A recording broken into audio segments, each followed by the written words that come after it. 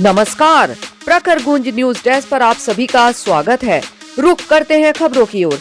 कवि लोक सार्थक सृजन मंच द्वारा बसंत पर्व का आयोजन। शन्नो श्रीवास्तव के कहानी संग्रह माँ की डायरी का लोकार्पण।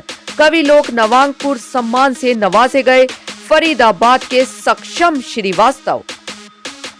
बसंत पंचमी के उपलक्ष्य में 1997 में स्थापित कवि लोक सार्थक सृजन मंच द्वारा बसंत पर्व पुस्तक लोकार्पण कवि गोष्ठी सम्मान समारोह का आयोजन जगत विद्या मंदिर मुगलहा गोरखपुर के प्रांगण में संपन्न हुआ। समारोह की अध्यक्षता जगत विद्या मंदिर की संस्थापिका श्रीमती विद्यावती देवी ने की। इस अवसर पर DDU गोरखपुर के हिंदी विभाग के पूर्व अध्यक्ष प्रोफेसर रामदरस राय मुख्य अतिथि थे। समारोह का संचालन कवि लोक के सचिव आशु कवि राजेश राज ने किया।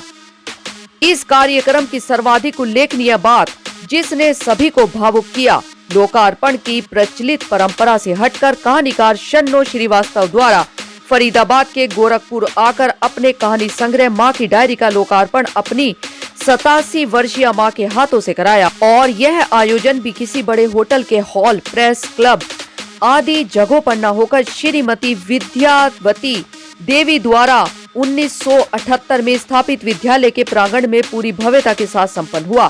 गोरखपुर की मूल निवासी शन्नो श्रीवास्तव की कहानियां सरिता, मुक्ता, वनिता, गृह शोभा, गृह लक्ष्मी, दैनिक भास्कर, नव भारत जैसी पत्रिकाओं, समाचार पत्रों में 15 वर्षों से नियमित प्रकाशित होती आ रही हैं।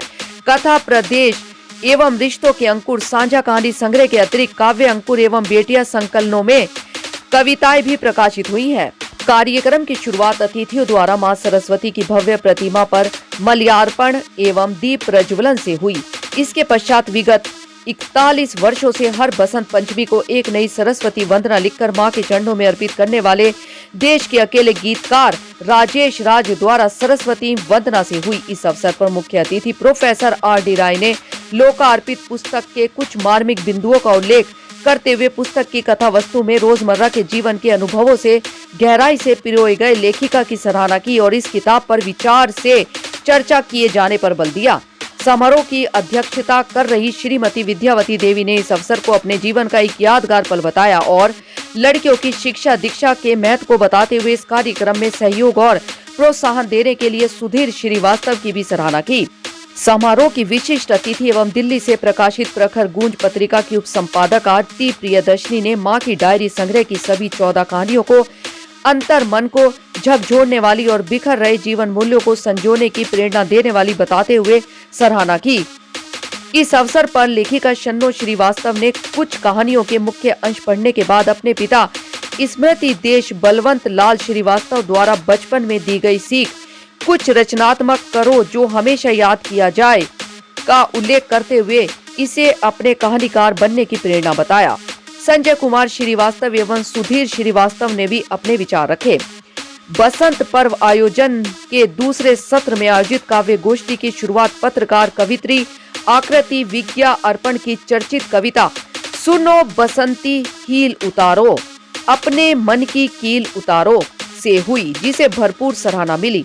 कार्यक्रम में वरिष्ठ कवि सुरेंद्र शास्त्री, व्यंगकार R.D.N. श्रीवास्तव, उदय भान सिन्हा, K.N. श्रीवास्तव, आजाद केशव पाठक, सृजन गोरखपुरी, सुश्री प्राची राज, डॉक्टर चेतना पांडे, अर्चना मालवीय, निशा राय, डॉक्टर रंजना वर्मा, सक्षम श्रीवास्तव ने भी अपनी कविताओं से वाहवाही लूटी।